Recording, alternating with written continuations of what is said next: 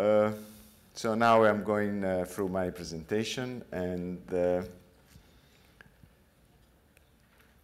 if I can have the next one. Okay. So the first issue, and I don't probably have to do much to convince you, we have been through discussion in this setting, is maintenance useful or not?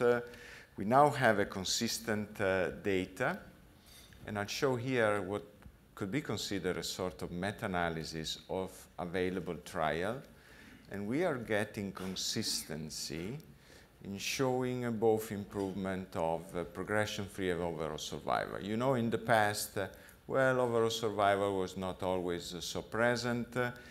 If you look at the available data, even with thalidomide, you can see a 35% reduced risk of progression and a 16% reduced risk of death that in this meta-analysis is borderline significant.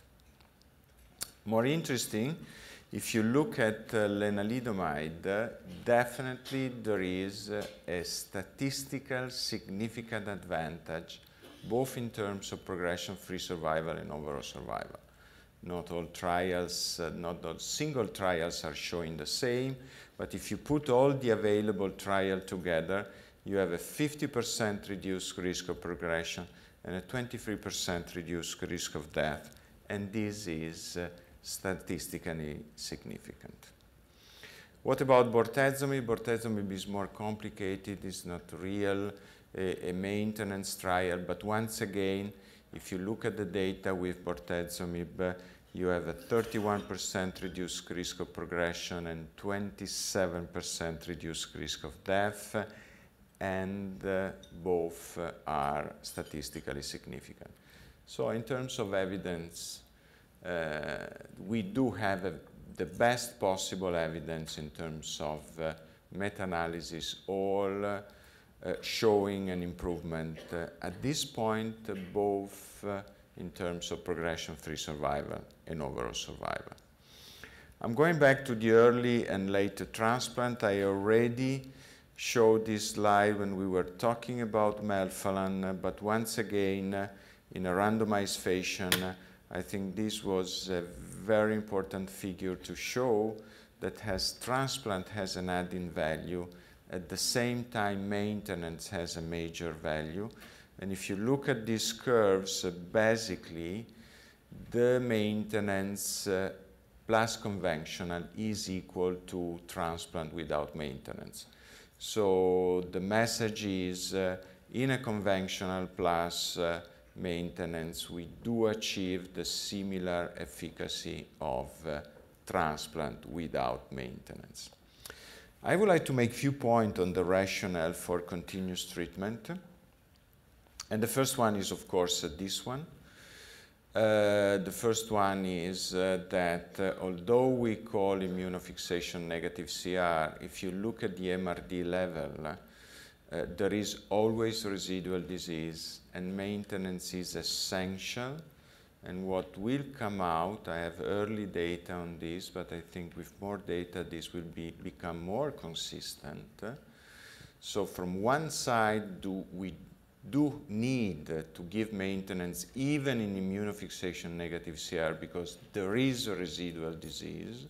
And you can see here that within the green square, there is a patient with an important amount of tumor, and only few of them are really close to zero, although even at the MRD level, there is always residual disease. The MRD is unable today to catch and represent a biomarker of cure.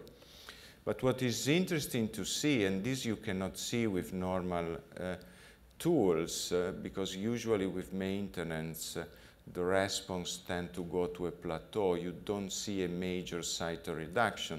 But if you look at the MRD level for patient already in CR, you do see a cytoreduction of the tumor load.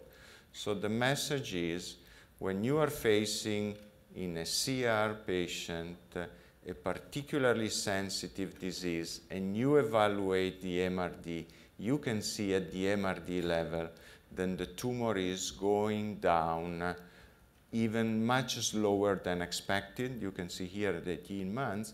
And if you look to some extent what is happening in the CML model, this is exactly the same. In the CML, you can find a minimal residual disease going down up to 30, 40, even 50 months. And the story seems to be similar even for the myeloma model. Another issue is resistant relapse. You already answered to this, but the question is, yeah, okay, we are giving maintenance, we are getting a longer remission duration, but then we are paying a price because we are going to face a major resistance during relapse. Things are more complicated than that.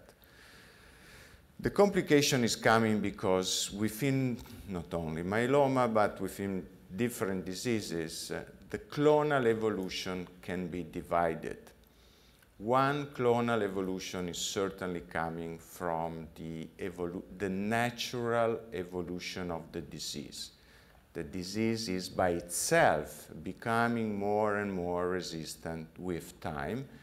And I'm not going in detail. The genetic mutations are accumulating with time within myeloma independently from a given treatment. On the other hand, it's certainly true that a given treatment and drugs are selecting resistant clone. But it's all a theoretical issue today, but with some evidence, not just theoretically.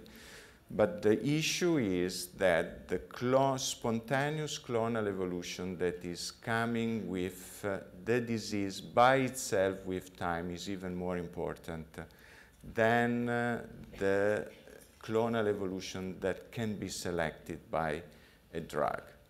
And this is why I put those two slides, because the evidence that we can see in different studies today, and will become probably more evident putting different trials together, then when you see the advantage, and here I call delay clonal evolution with faster clonal evolution, because if you give maintenance, you control the residual disease and you significantly improve the remission duration, it's not so counterbalanced, but a major resistant relapse. Of course, you will have single cases with resistant relapse. But if you look in a randomized trial and you look at the overall survival from relapse, some other studies are always showing the opposite, of course, but generally speaking, you do not see a major chemo resistance coming after maintenance approach. This was true for the Lenalidomide study, but is also true for the bortezomib study. Basically, both were showing a major improvement in progression-free survival without a major lack of efficacy at relapse. So this is one of the issues why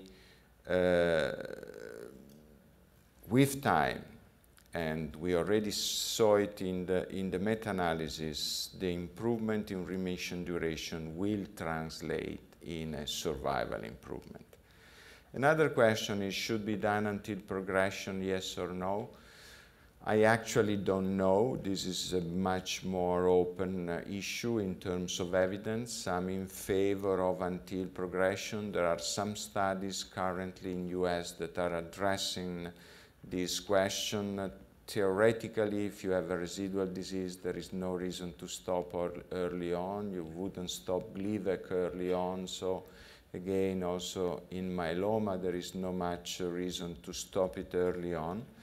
And the only evidence that I can show is the shape of some curves. This is the shape of the curve coming from the MMO15 study where the maintenance was given until progression. And you can see that the curves are diverging with time. On the other hand, this was impressing us when we look at this landmark analysis. In this study, the maintenance was given for 2 years only, And if you look at the shape of the curves, when you stop the maintenance after 2 years, the curves are not diverging any longer and actually are getting close one to the other. So this is, to some extent, if you look at this curve, and even if you look at the survival of this curve, the majority of the diverging is actually occurring during the 2 years of maintenance. So that's showing that probably the maintenance should be delivered until progression, but I would make a major but here, provided the quality of life is excellent, provided we are not creating major toxicities. Because if we are starting to create major toxicity with maintenance, this is the good reason to stop it. Doesn't matter which is the efficacy we are expecting, because with a continuous treatment, the quality of life is essential. So the toxicity should be always within the grade 1. When we start to have higher level of toxicity, at least in our clinic, this is an excellent reason to stop it, because we do not want, we want to deliver a continuous treatment, but we want to see an excellent quality of life. We cannot leave people with major toxicity for 2 or 3 years. What is new? The new is coming.